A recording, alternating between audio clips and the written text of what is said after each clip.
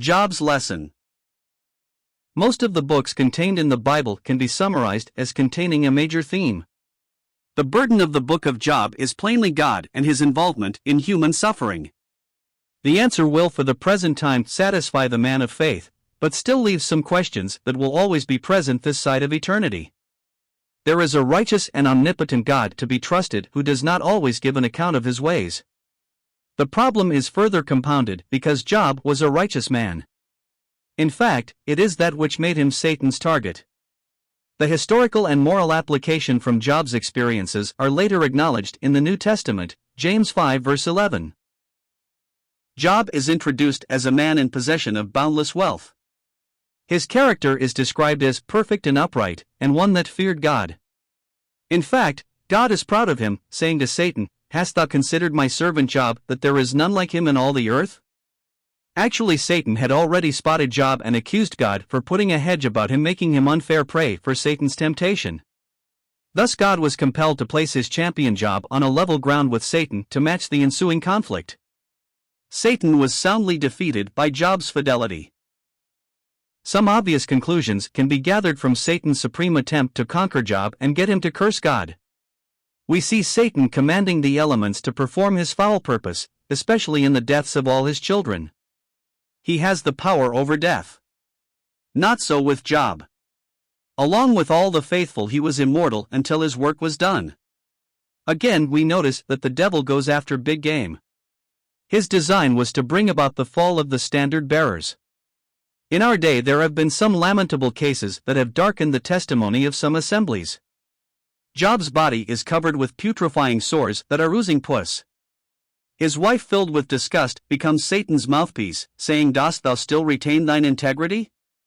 Curse God and die." Job 2 verse 9. With all of Satan's malignity hurled against Job, his reply is superb. What? Shall we receive good at the hand of God, and shall we not receive evil? Job 2 verse 10.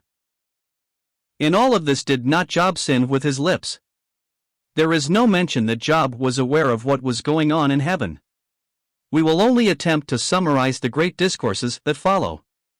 Job opens with a lament that he did not die at birth.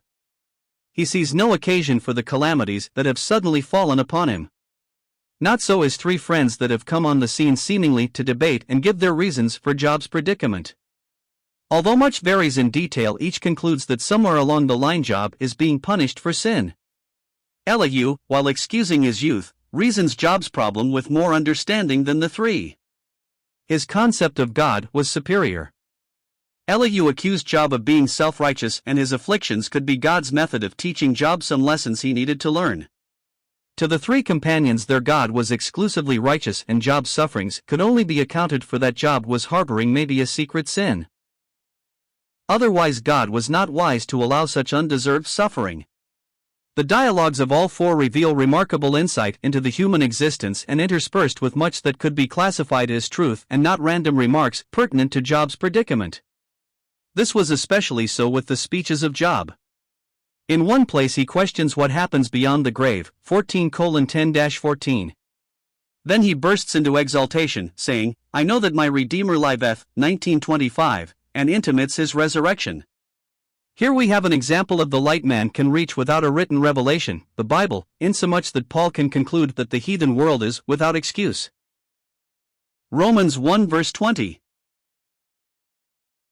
Turning now to the protagonist of this paper, Job, it is natural to expect a solution to his major problem, namely pain, especially when the righteous are singled out. Another example is Paul with his thorn in the flesh. 2 Corinthians 12 verse 7. In Job's case, God addresses him out of the whirlwind. No detailed explanations for the calamities that had befallen Job. God assumes the role of the potter in Job, but clay in his hands. Job's attention is drawn to God's creative powers. Such omnipresence can be trusted whatever betide. God vindicates Job before his three friends and denounces accusations against Job as not right. He was not a hypocrite. Yet Job's sufferings were far from being in vain. He learned one paramount lesson, his own depravity as expressed in his own words, "Wherefore I abhor myself, and repent in dust and ashes." 42:6, This confession is from the one God acknowledges as none like him in all the earth, a perfect and an upright man. 1:8. Not only did Job learn his depravity, but in contrast he saw an infinite God, and that was enough.